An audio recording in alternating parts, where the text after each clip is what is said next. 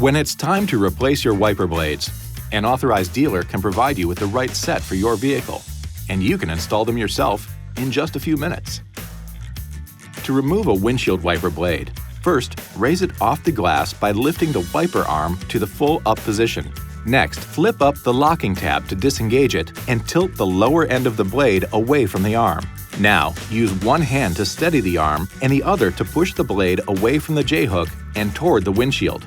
With the locking tab open, position the replacement wiper blade under the J-hook and insert the bracket into the hook through the opening under the tab. Slide the wiper up into the hook and then snap the tab into the locked position. Now, just lower the wiper blade onto the glass and repeat the process for the other side. To replace the rear wiper blade, lift the pivot cap on the rear arm and then raise the arm off the glass. Tilt the lower end of the blade away from the arm to unsnap it from the pivot pin in the blade holder. Install the replacement wiper blade's pivot pin into the blade holder and press the blade until it snaps into place. Finally, lower the wiper blade onto the glass and snap the pivot cap closed. This video is not intended to take the place of your owner's manual. For complete details and other important safety information, please see your owner's information.